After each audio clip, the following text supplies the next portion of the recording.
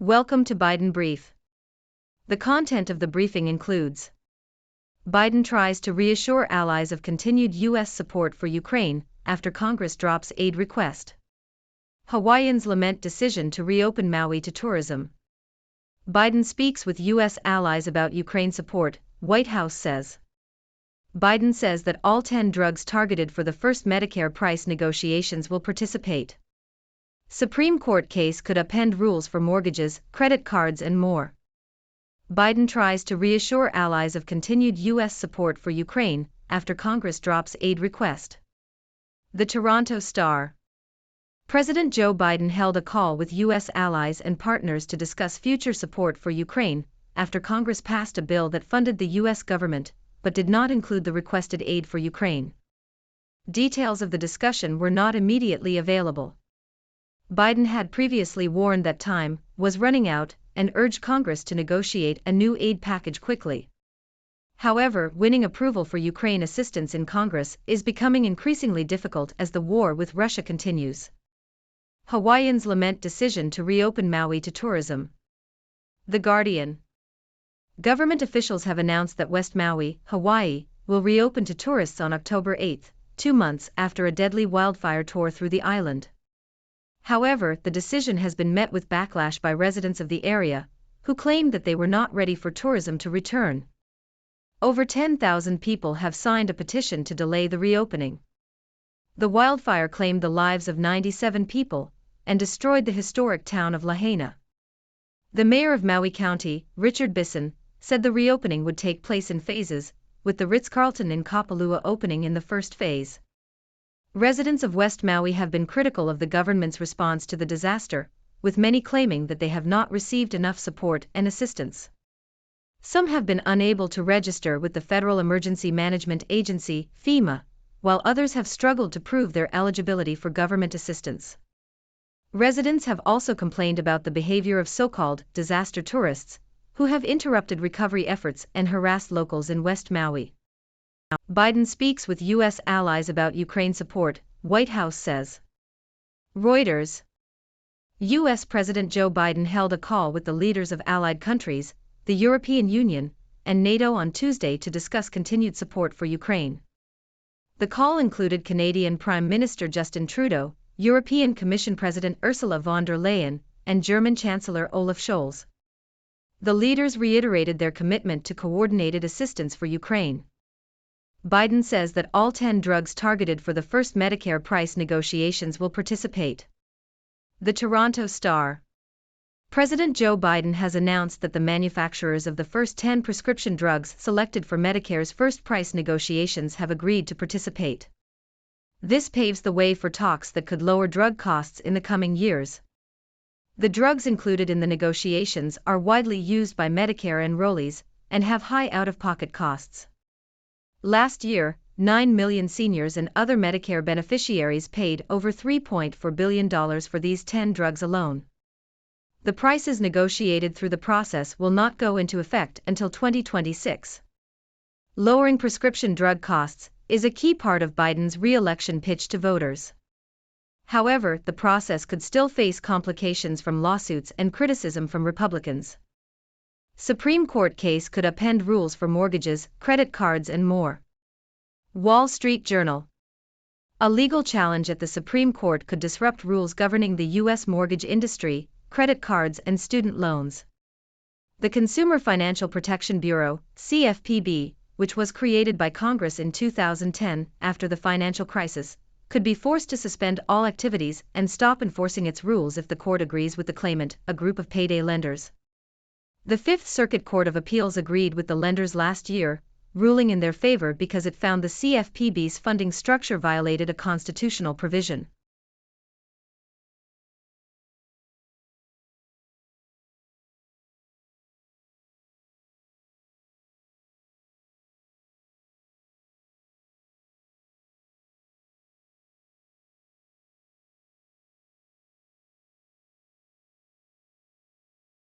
House Democrats could decide Kevin McCarthy's fate.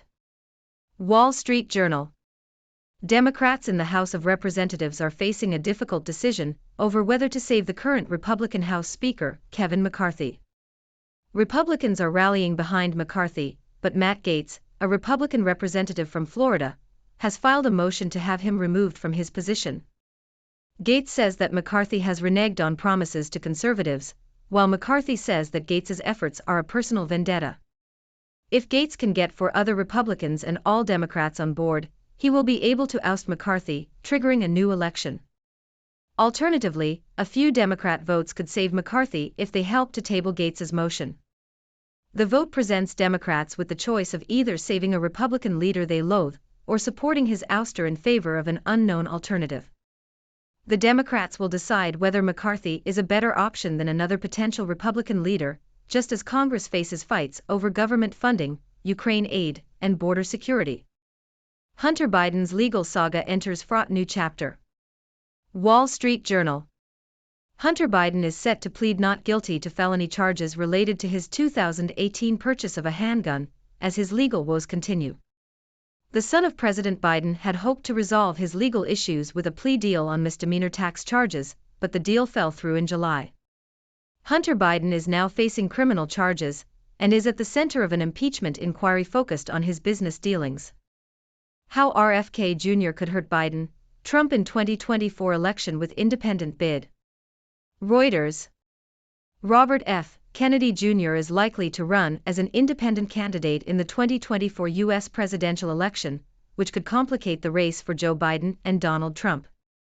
Kennedy, an anti-vaccine activist, is expected to drop his challenge to Biden for the Democratic Party's nomination and run as an independent instead. It is thought that Kennedy's well-known name and wealthy backers could help him take votes away from both Biden and Trump. President's son to be arraigned in Delaware court in gun case. The Guardian. Hunter Biden, the son of U.S. President Joe Biden, is set to be arraigned in a Delaware court on Tuesday on charges related to the unlawful possession of a gun and lying on a background check form. The indictment was secured last month by special counsel David Weiss after a plea agreement between Hunter and prosecutors collapsed.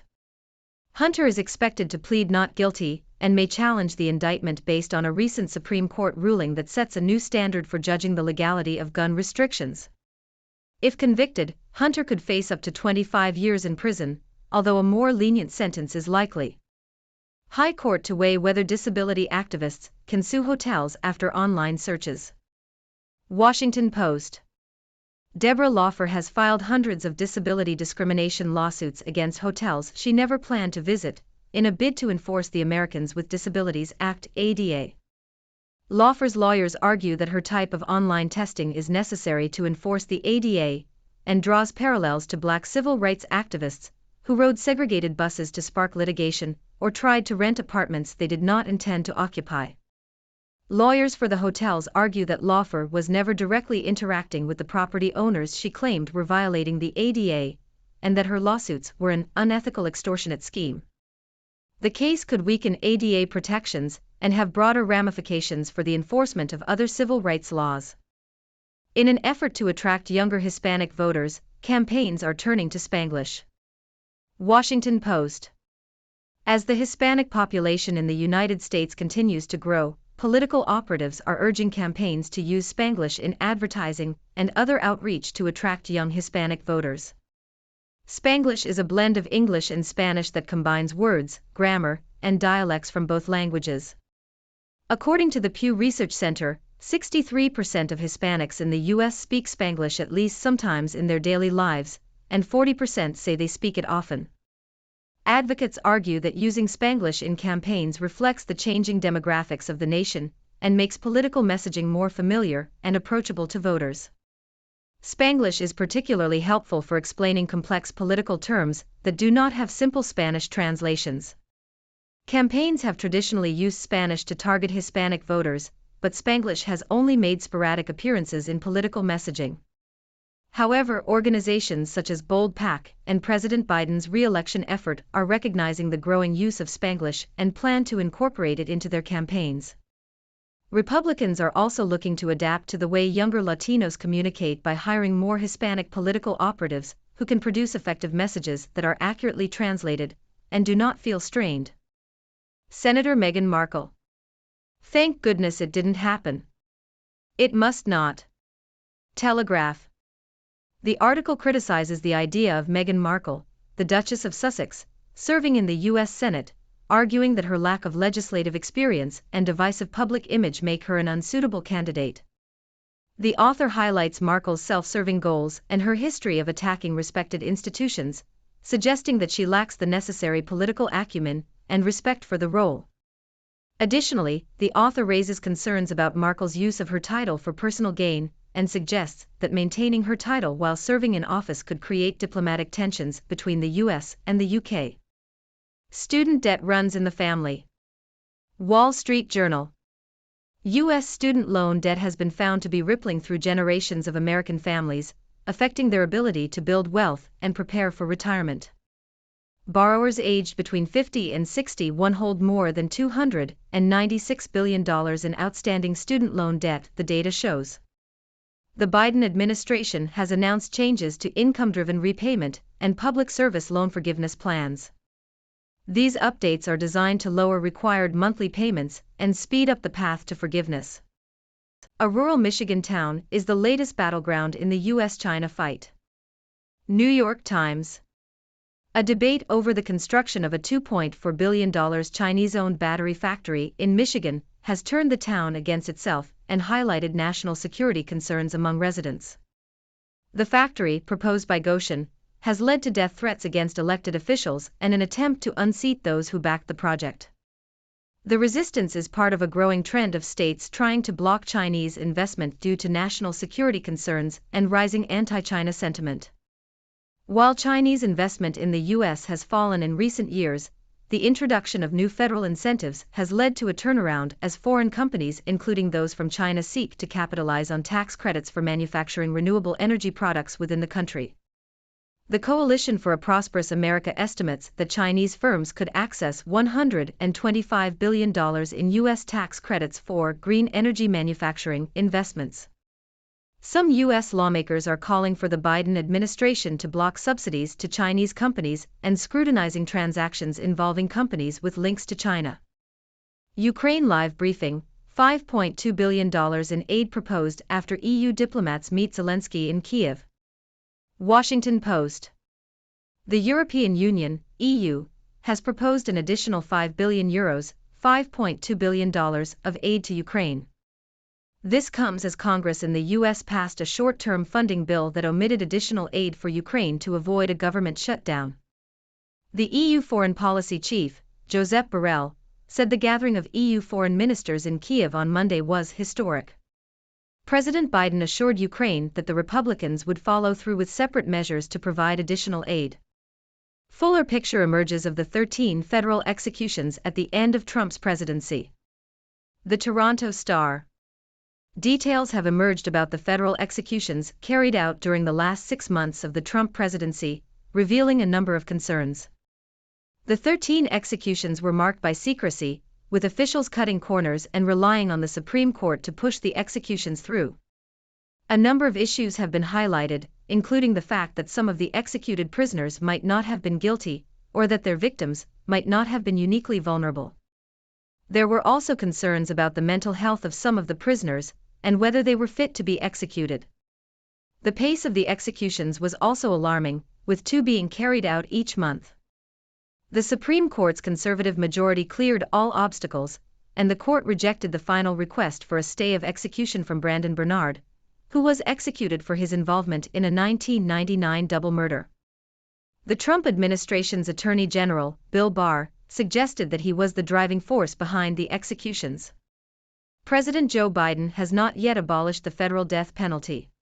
Washington infighting puts U.S. support for Ukraine in doubt. Financial Times. The recent deal to avoid a U.S. government shutdown did not include any aid for Ukraine, highlighting the unpredictability of Washington's support for Kyiv. The White House and many Republicans and Democrats had pushed for Ukraine aid to be included in the stopgap bill to keep the government open for 45 more days, but Republican House Speaker Kevin McCarthy removed it from the table due to pressure from conservative critics. The move has raised questions about the U.S.'s commitment to Ukraine, and has prompted concerns about the future of U.S. foreign policy. The next government funding deadline is in mid-November, and the U.S. official said that Congress would need to pass a Ukraine funding bill around that time. However, McCarthy is currently facing a leadership challenge from critics, who have accused him of striking a secret deal with President Joe Biden to back Ukraine. If McCarthy is toppled, there could be further confusion and instability around Ukraine aid. Siemens U.S. chief urges strong message to voters on Biden subsidies. Financial Times. The U.S. head of Siemens, Barbara Humpton, has called for companies to sell voters on the benefits of Joe Biden's industrial policy, arguing that a change of government could threaten the tax breaks and subsidies necessary to modernize the U.S. economy. Humpton said measures including the Inflation Reduction Act should be a nonpartisan and transcendent issue, and that it was in the interest of all Americans that they survive next year's elections. The Biden administration is addicted to partnerships. Foreign policy. The United States has long pursued a strategy of building alliances and security partnerships as a way to contain its adversaries. However, this approach has not always been successful, and may not be the best way forward. One problem is that adding weak and vulnerable members to an alliance may not actually strengthen it, and can burden the U.S. with excessive responsibilities. Additionally, the agendas of new partners may not be compatible with U.S. goals, leading to tensions and complications. Furthermore, expanding alliances can create a security dilemma, where other states feel threatened and respond in dangerous ways. Finally, making open-ended commitments can create a moral hazard, where allies take risks that could embroil the U.S. in unnecessary conflicts. Overall, the U.S. should be cautious about expanding its alliances and should carefully consider the costs, risks, and benefits of any new commitments. Well, folks, that's all the news we have for today. Let's take a moment to recap what we've learned. President Biden tried to reassure allies of continued U.S. support for Ukraine after Congress dropped the aid request. It seems like winning approval for Ukraine assistance in Congress is becoming increasingly difficult as the war with Russia continues. On a lighter note, Hawaiians are not happy about the decision to reopen Maui to tourism. Residents claim they're not ready, and have even started a petition to delay the reopening. In other news, President Biden announced that the manufacturers of the first 10 prescription drugs selected for Medicare's price negotiations have agreed to participate. This is a step towards lowering drug costs in the coming years. And in a Supreme Court case that could have major implications, the court will weigh whether disability activists can sue hotels after online searches. This could weaken ADA protections and impact the enforcement of other civil rights laws. Now, let's talk about something that's losing popularity on Wall Street: ESG. The term environmental, social, and corporate governance is falling out of favor, and companies mentioning it in earnings calls are at a year low. ESG funds have also seen a decline in popularity. Republicans in Congress and right-wing media are leading a backlash against ESG initiatives, and about half of U.S. states are implementing measures to block investments in state-run accounts with an ESG focus. Moving on to politics, House Democrats are facing a difficult decision over whether to save the current Republican House Speaker, Kevin McCarthy. Republican Representative Matt Gaetz has filed a motion to have McCarthy removed from his position. Democrats will have to decide whether to support McCarthy or support his ouster, which could trigger a new election. And speaking of politics, Hunter Biden's legal saga continues, as he is set to plead not guilty to felony charges related to a gun purchase. He had hoped to resolve his legal issues with a plea deal on misdemeanor tax charges, but that deal fell through. Now, let's talk about the 2024 U.S. presidential election. Robert F. Kennedy Jr. is likely to run as an independent candidate, which could complicate the race for Biden and Trump. Kennedy, an anti-vaccine activist, is expected to drop his challenge to Biden for the Democratic Party's nomination and run as an independent instead. And finally, let's discuss some interesting stories. A debate over the construction of a Chinese-owned battery factory in Michigan has turned a town against itself and highlighted national security concerns. And political campaigns are turning to Spanglish, a blend of English and Spanish, to attract young Hispanic voters. It seems like using Spanglish in campaigns reflects the changing demographics of the nation and makes political messaging more familiar and approachable to voters. So, there you have it, folks. Lots of interesting and varied news today. Now, I'd love to hear your thoughts. What do you make of these stories? Do you have any questions or opinions? The floor is yours. Thank you for tuning in. The content above showcases the latest briefing reports and analytical synopses, thoughtfully curated by the 6Do team. These insights stem from a wide array of reputable media outlets, think tanks, government sources, and specialized experts worldwide. We encourage you to explore these sources for a comprehensive perspective. Keep in mind that while the content may not always align with the official standpoint of 6Do Brief, it's not meant to be taken as absolute directives for decision-making. Comprising seasoned media professionals, learned scholars, and accomplished scientists, the 6Do team embodies a trailblazing, fully independent media entity. To customize 6Do Brief to meet your professional needs, you have the option to subscribe to a diverse array of briefings on our website, 6dobrief.com. Regardless of your location, you can conveniently receive 6Do Brief via email.